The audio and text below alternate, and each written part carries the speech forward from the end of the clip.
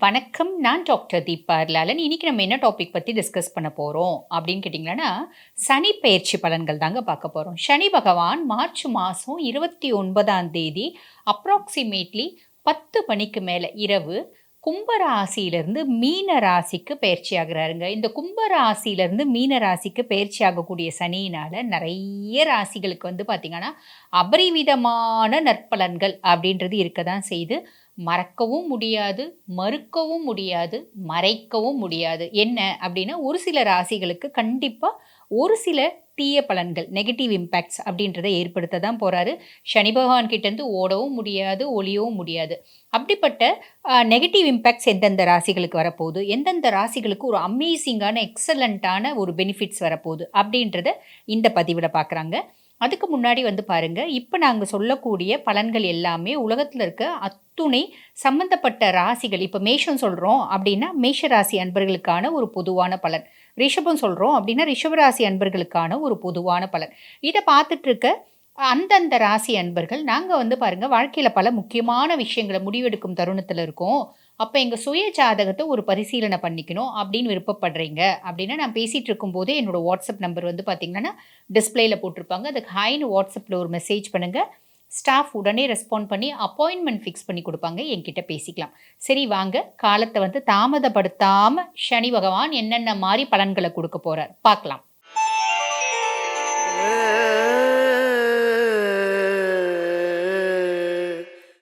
பொதுவா துலாம் பத்தி சொல்லணும் அப்படின்னா, சுக்கிரன் ஆதிக்கம் பெற்ற ஒரு பெர்சனாலிட்டி. சனி உச்சமடையக்கூடிய ராசி துலா ராசி அப்படின்லாம். ஜென்ரலா வந்து பாருங்க, துலா ராசி ரொம்ப பெர்ஃபெக்ஷனா இருப்பாங்க. பெர்ஃபெக்ஷனிஸ்ட் அப்படின்னு சொல்லலாம். எந்த ஒரு விஷயத்தையும் பெர்ஃபெக்ட்டா செய்யக்கூடிய பெர்சனாலிட்டீஸ் இந்த துலா ராசி அன்பர்கள். அதே மாதிரி பாருங்க, அறம் சார்ந்து செய்யணும் அப்படின்றது அவங்களுக்கு ரொம்ப பிடிக்கும். ஒரு நீதி தவறி எந்த விஷயத்தையும் செய்ய மாட்டாங்க. நீதி, நியாயம், தர்மம் அது எல்லாத்தையும் பெரும் அளவுக்கு மெயின்டெயின் பண்ணுவாங்க.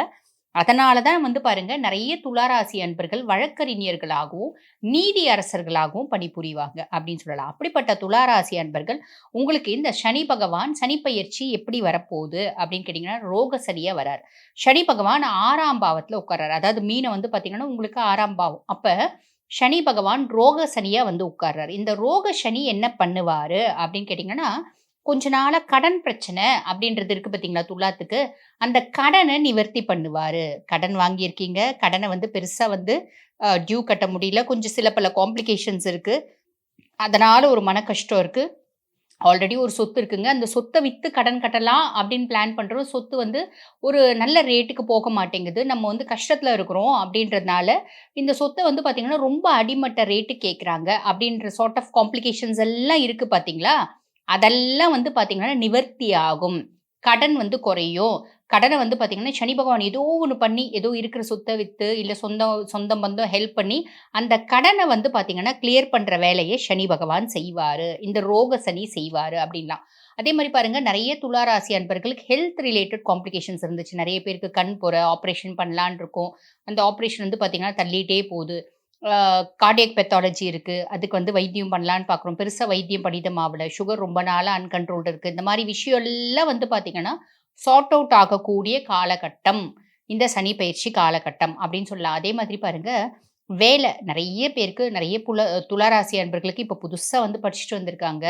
வேலை தேடிட்டு இருக்காங்க, கிடைக்கல அப்படின்ற மாரி வருத்தம்லாம் இருக்கு பார்த்தீங்கன்னா, நெறைய பேருக்கு இந்த சனி பயிற்சியில வேலை கிடைக்கும்.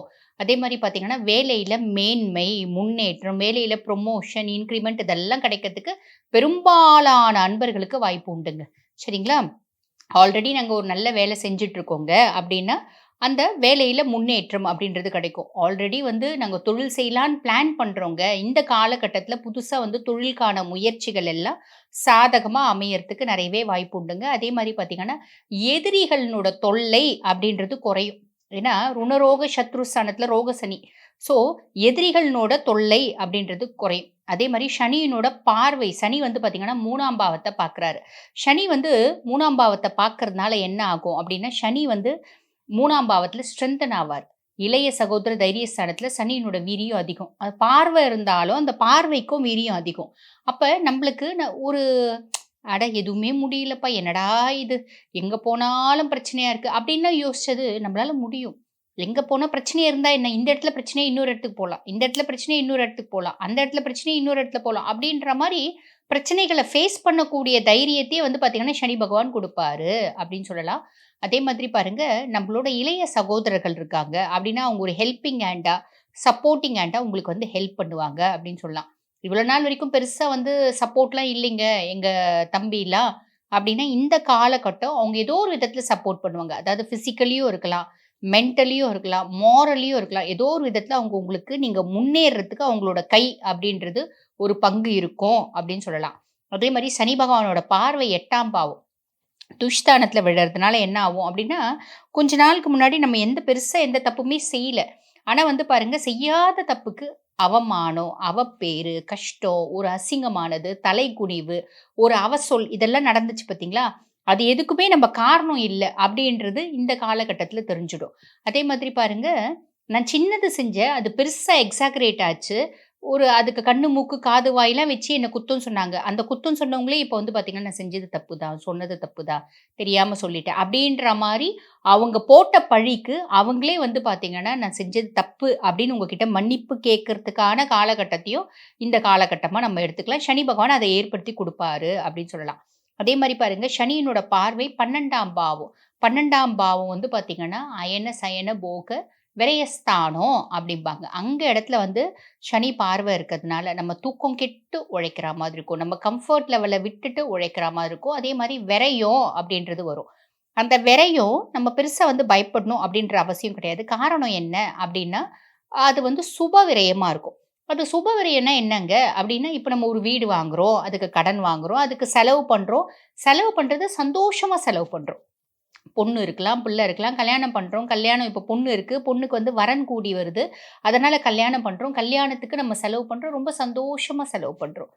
இப்ப வயசு பொண்ணு இருக்கு. நகை வாங்குறோம். அந்த பொண்ணுக்கு நகை வாங்கி வைக்கிறோம் அப்படின்னும்போது சந்தோஷமா செலவு பண்றோம். அதெல்லாம் இல்லைங்க. சின்ன குழந்தை தான் இருக்கு. ஒரு பர்த்டே பார்ட்டி செலிப்ரேட் பண்ணுவோம். இல்ல பிள்ளை ஏஜ் அட்டெண்ட் பண்ணலாம். அதுக்கு ஒரு ஃபங்ஷன் வைப்போம்.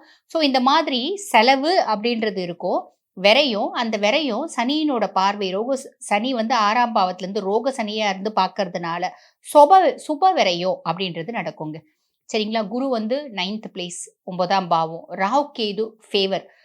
சனி வந்து பார்த்தீங்கன்னா, உங்களுக்கு லார்ட் ஆஃப் 4 அண்ட் 5 அதாவது சுக தாயார் ஸ்தானத்துக்கும், அதே மாரி பூர்வ புண்ணிய ஸ்தானம், புத்திரஸ்தானத்துக்கும் அவர் தான் அதிபன். ஓகேங்களா? ராகு, கேதுலாம் வந்து பார்த்தீங்கன்னா, ஃபேவரா இருக்கு. நான் ஆல்ரெடி சொன்ன மாதிரி. ஸோ, இந்த ரோக சனி என்ன பண்ணுவாரு அப்படின்னு கேட்டீங்கன்னா, நெறைய நற்பலன்கள் குடுப்பாரு. பொதுவா வந்து பார்த்தீங்கன்னா, இந்த சனி பயிரு ரொம்ப எக்ஸ்ட்ரார்டினரியா இருக்கு ரிஷபத்துக்கு. 95% 95%க்கு மேல 93-95% மார்க் போடலாம். அதே மாதிரி பாருங்க, துலாத்துக்கு ரொம்ப எக்ஸ்ட்ரார்டினரியா இருக்கு. எல்லாமே ஃபேவரா இருக்கு. துலாத்துக்கும் வந்து பார்த்தீங்கன்னா, ஆவரேஜா எவ்வளோ மார்க் போடலாம் அப்டின்னா, 95% போடலாம் அப்டின்னு தான் சொல்லணும். சரி. எவ்வளோ விஷயம் நல்லதா இருந்தாலும், அதே மாரி இந்த கோர்ட்டு, கேஸு இந்த மாரி எல்லாம் வழக்குகள்லாம் இருக்கு அப்டின்னா, அதெல்லாம் உங்களுக்கு ஃபேவரா வர்றதுக்கும் வாய்ப்பு உண்டு. எவ்வளோ எக்ஸ்ட்ரார்டினரியா இருக்கு, சூப்பரா இருக்கு அப்டின்னாலும் நம்ம பரிகாரம் அப்டின்னு ஒண்ணு சொல்லுவோம். அந்த மாரி துலா ராசி அன்பர்கள் உங்களுக்கு என்ன பரிகாரம் அப்டின்னு கேட்டீங்கன்னா, உளுந்து இருக்கு பார்த்தீங்களா? உளுத்தம்பருப்பு தொட்டோட வாங்கிக்கோங்க. அதாவது தோலோட வாங்கிட்டு, அத வந்து பார்த்தீங்கன்னா, களி கிளறிடுங்க.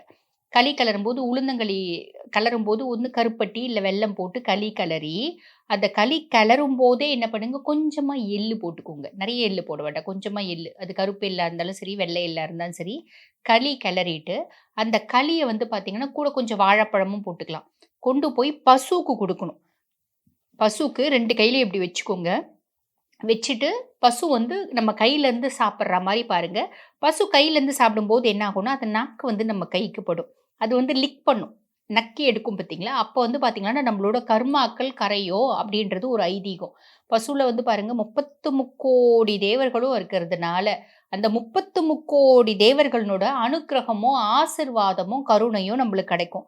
33,00,00,000 தேவர்களும் கருணை பார்வை அப்படின்றது நம்ம மேல வீசல அப்படின்னா கூட, ஒரு 4, 5 பேராவது நம்ம மேல கருணை பார்வை அப்படின்றது வீச மாட்டாங்களா? அப்ப அவங்களோட அனுக்கிரகமாவது கிடைக்காதா? கிடைக்கிறதுனால நம்மளோட கர்மான்றது கரையாதா? கண்டிப்பா கரையும். ஸோ, இந்த பரிகாரம் நம்ம வந்து பார்த்தீங்கன்னா, துலா ராசி அன்பர்கள் எப்ப செய்யணும் அப்படின்னா, மாசத்துல ஒரு சனிக்கிழமை செய்யுங்க. பொதுவாவே நம்ம பரிகாரம், தோஷ நிவர்த்தி இதெல்லாம் செய்யறதுக்கு உகந்த நாள் எது அப்படின்னா, சனிக்கிழமை தான். புரியுதுங்களா? சனிக்கிழமை சனி ஓரை செய்யறது விசேஷம். முடியலையா? சனிக்கிழமை அன்னைக்கு செய்யுங்க. அதுவும் முடியலையா? மாசத்துல 1 நாள் அமாவாசை அன்னைக்காவது செய்யுங்க. செய்யும்போது துலா ராசி அன்பர்களுக்கு நான் ஆல்ரெடி நல்லது செய்யக்கூடிய சனி, இன்னும் கொஞ்சம் பிரீத்தியாகி, இன்னும் நெறைய நல்லதுகள செய்வாரு. சனி பகவான் மட்டும் பிரீத்தி ஆவறது இல்லைங்க. இருக்கிற 9 கோள்களும் வந்து பார்த்தீங்கன்னா, பிரீத்தியாகி நெறைய நல்லதுங்கள செய்வாங்க. நல்ல விஷயங்கள நம்மளுக்கு செய்வாங்க. அப்படின்றது உண்ம. சரிங்களா? ஆக இந்த ரோக சனி துலாத்துக்கு நெறைய நன்மைகள செய்ய காத்திருக்காரு. எக்ஸ்ட்ரார்டினரியா இருக்கு அப்படின்னு தான் சொல்லணும். வாழ்த்துக்கள்.